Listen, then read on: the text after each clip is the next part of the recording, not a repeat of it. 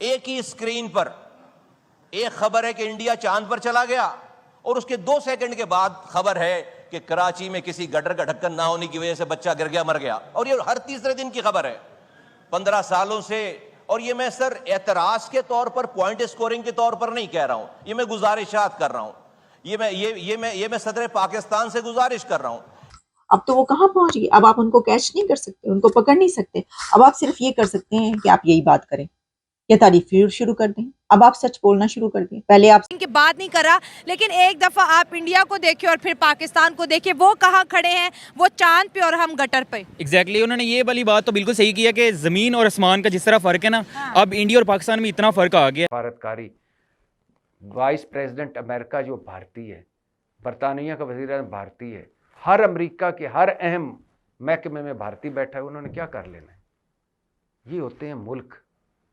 उनको फौरन सर्व करना चाहिए था, उनको $2 बिलियन का लिखना चाहिए कि तुम झूठ लिख रहे हो, तुमने किस तरह किया। सोलंकी साहब ने हमें पोली चांड मारती, उन्होंने ऐसे नहीं होता, ये हमारा ये क्या कर दिया है आपने, ये गोस्ट राइटर लिख लिया है। वो इस तरह तो नहीं ना होता सरकार, तुसी वो सारा कुछ गेम चल रही है, मीडिया जानता है।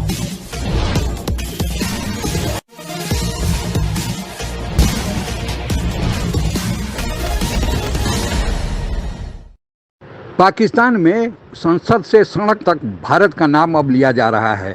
आखिर कारण क्या है? क्या पाकिस्तानियों को अब यह एहसास हो गया है कि भारत से अलग होकर उन्होंने गलती किया है? आइए जानने की कोशिश करते हैं। जिस इंडियन कंपनीज के सीईओ के पास है आज, जो अगर इंडिया बूम कर रहा है, तरक्की कर रहा है, वो आज उन लोगों की वजह से तरक्की कर रहा है जिसको उन्होंने वो तालीम दी जिसकी दुनिया में रिक्वायरमेंट थी, और वो जाकर उन्होंने दुनिया में काम किए। और आज इंडिया में इन्वेस्टमेंट्स की भरमार है।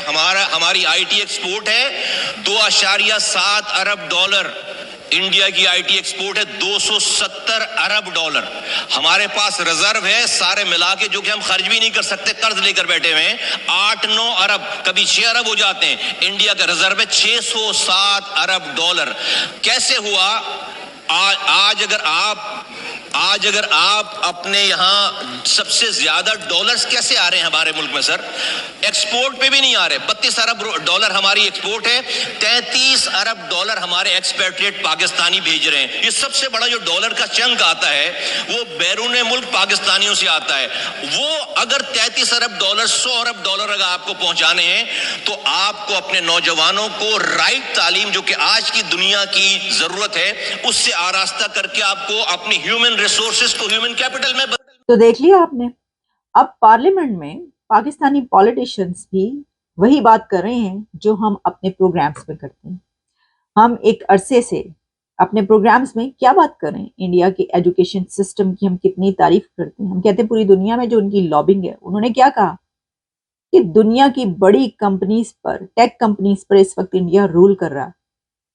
जब मैंने ये वाली बात की थी और वीडियो बनाई थी तो उस वक्त जो क्या कुछ हुआ था, तो मैंने कहा था कि देख लें आपके असासे कौन से एसेट्स और उनके असासे देखिए कौन से हैं। पूरी दुनिया में सुंदर पिचाई से लेकर सब जो हैं वो रूल कर रहे हैं। अब वो जो खुद एतराज करने वाले पॉलिटिशियंस भी यही बात कर रहे हैं, क्योंकि अब कोई चारा नहीं रहा ना, अब वो आगे निकल गए। अब तो वो कहाँ पहुंच गई, अब आप उनको कैच नहीं कर सकते, उनको पकड़ नहीं सकते। अब आप सिर्फ ये कर सकते हैं कि आप यही बात करें या तारीफ शुरू कर दें। अब आप सच बोलना शुरू कर दें। इनकी बात नहीं करा, लेकिन एक दफा आप इंडिया को देखिए और फिर पाकिस्तान को देखिए, वो कहाँ खड़े हैं, वो चांद पे और हम गटर पे। एग्जैक्टली उन्होंने ये वाली बात तो बिल्कुल सही किया कि ज़मीन और आसमान का जिस तरह फ़र्क है ना, अब इंडिया और पाकिस्तान में इतना फ़र्क आ गया है। हमारे पार्लियामेंट बार बार इतने बड़े सेशन के अंदर इंडिया को प्रेस कर रही थी। पहले मौलाना फजल रहमान है, अब जो सैयद मुस्तफ़ा कमाल है, इसके बाद जो हमारे जो है ex prime minister Imran Khan साहब थे, वो अपने जलसों में लाखों लोगों के सामने तारीफ।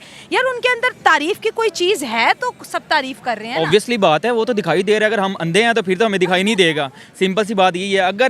अगर हम जेलसी में कह सकते हैं कि भाई इंडिया तरक्की नहीं कर रहा, इंडिया में लोग जो है भूखे मारे हैं, अगर रियलिटी में अगर जाके हम देखें ना, सपनों से निकल के बाहर आए, तो हमें दिखाई देगा कि इंडिया वाकई हमसे बहुत ऊपर चला गया और दुनिया इंडिया को मान रही है।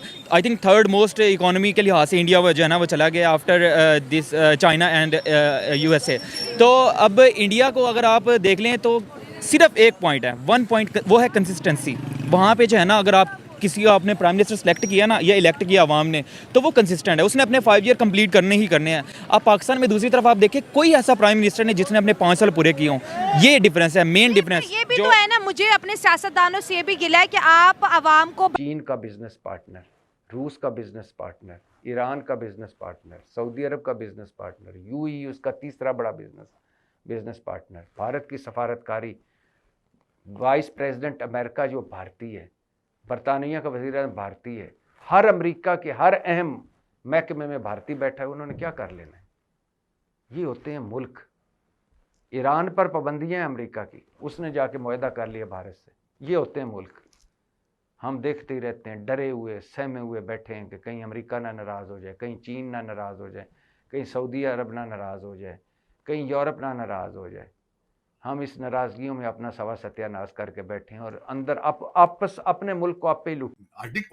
उनको फौरन सर्व करना चाहिए था, उनको $2 बिलियन का लिखना चाहिए कि तुम झूठ लिख रहे हो, तुमने किस तरह किया। सोलंकी साहब ने हमें पोली की चांड मारती, उन्होंने ऐसे नहीं होता, ये हमारा ये क्या कर दिया है आपने, ये गोस्ट राइटर लिख लिया है। तो वो इस तरह तो नहीं ना होता सरकार। तुसी वो सारा कुछ गेम चल रही है, मीडिया जाता है उत्थे लवी डवी सारा कुछ हो रहा काम। लेकिन चीमा साहब आप या तो फिर टीटीपी को भी नहीं हाथ में डाल रहे, आप ऐसे इस्लामिक स्टेट खुरासान से भी आपने छुट्टी ले ली है और सिर्फ उनको कह दी, फौज आके अमेरिका को कहा कि हम सिर्फ पीटीआई को संभालेंगे, ये इनको आप संभाले टीटीपी वालों को। तो ये सारा कुछ अगर आप इस तरह कर रहे हैं तो स्टेट इस तरह, how can you move forward with it? और उसके बाद अगला अजीब अजीब स्टोरी, मैं हैरान होता हूं, पता नहीं किस तरह चल रहा है। आप ट्रैक्टर से पाकिस्तान चला रहे हैं कि साइकिल से चला रहे हैं। सेनेट में बिल पास हो गया जी, कहते इलेक्शन अगे मुलतवी कर। ये अगली खबर है।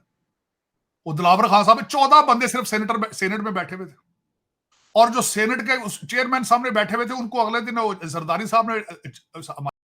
अपने बनने के बाद से पाकिस्तान अब सबसे बुरे दौर से गुजर रहा है, और जो पाकिस्तान की अंदरूनी स्थिति है, चाहे आर्थिक स्थिति हो, प्रशासन का मामला हो, राजनीतिक उथल पुथल हो, या फिर आतंकवाद का मामला हो, या विदेशी देशों से संबंध हो, सभी पाकिस्तान सब जगह टूट के कगार पर है। अब लगता है कि पाकिस्तान बचेगा नहीं। जैसे पीओजे और गिलगित बल्चिस्तान के लोग भारत से मिलना चाहते हैं, उसी तरह बल्चिस्तान के लोग अलग देश की मांग कर रहे हैं। यही नहीं, खैबर पख्तूनख्वा प्रांत जहां पर इमरान खान के पार्टी का शासन है, वे खुद ही पाकिस्तान से अलग होकर अब वे अपना स्वतंत्र अस्तित्व चाहते हैं। यहाँ तक स्थिति हो गई है कि जो जरदारी के पार्टी का गवर्नर है, उसको भी अपने घर जाने से रोक दिया गया है। अब संघ से और खैबर पख्तूनख्वा प्रांत से लड़ाई चल रही है, दोनों आमने सामने हैं।